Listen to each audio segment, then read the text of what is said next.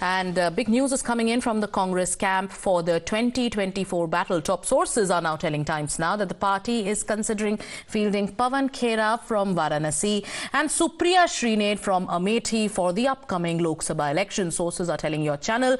KC Venugopal has conveyed the party's intent to both leaders and they've been asked to revert soon. This is the information that we are getting from our top sources. So does this mean that the Gandhi family is opting out from the Lok Sabha battle in the state of Uttar Pradesh?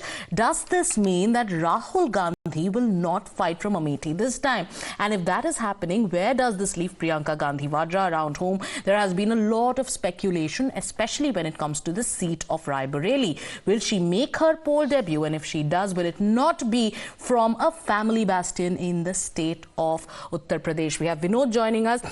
Vinod, बड़ी खबर आ रही है कांग्रेस के खेमे से कि इस बार शायद गांधी परिवार से कोई भी उत्तर प्रदेश की कोई भी सीटों में से शायद लोकसभा का चुनाव नहीं लड़ेगा।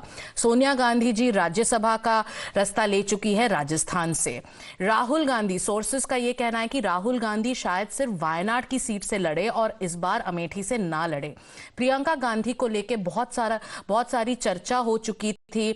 अजय राय ने यह भी कहा कि एक रेजोल्यूशन पास हो चुका है जिसमें कांग्रेस के नेता चाहते हैं कि राहुल गांधी और प्रियंका गांधी अमेठी और रायबरेली से लड़े, पर अब खबर आ रही है कि शायद प्रियंका गांधी भी रायबरेली से ना लड़े। आपके पास क्या खबर है?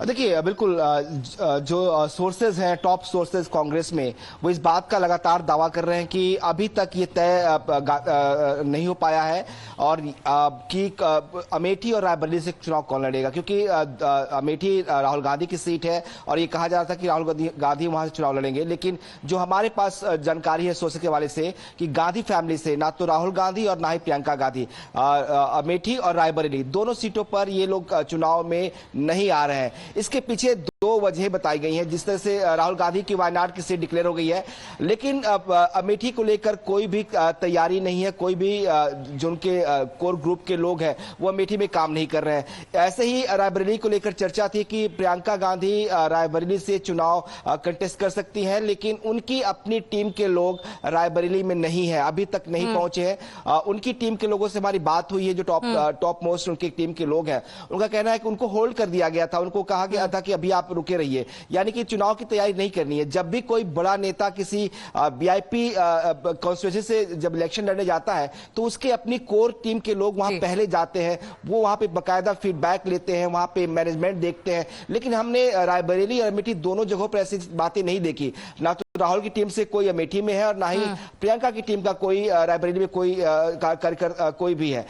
ये जरूर है कि कांग्रेस के जो Vinod, stay with us. So while the Congress party is tight-lipped on Gandhi's not fighting from family bastions in the state of Uttar Pradesh, but the Congress party is dismissing reports and speculation on Pawan Khera and Supriya Shrinade. Top sources have told us that Pawan Khera could be considered by the Congress party for the seat of Varanasi, and sources are also adding that Supriya Shrinade is being considered for the seat of Amethi from the Congress party. But Congress's Jairam Ramesh says that this is nothing but a rumor.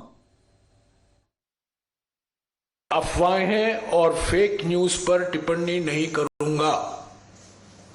जो CEC तय करेगा वो ही सही।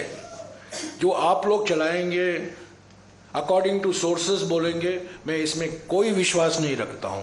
अफवाहें और fake news, कल चुनाव आयोग ने एक चीज कहा है, फेक न्यूज का प्रचार नहीं होना चाहिए। वो आप पर भी लागू होना चाहिए, न केवल पार्टियों पर लागू होना चाहिए, चैनलों पर भी लागू होना चाहिए। पार्टी में किस जगह से कौन इलेक्शन लड़ेगा, इसकी एक प्रक्रिया है।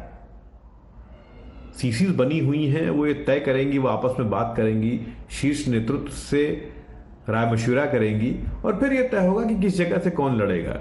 आधिकारिक सूचना बहुत जल्द सूची द्वारा दे दी जाएगी।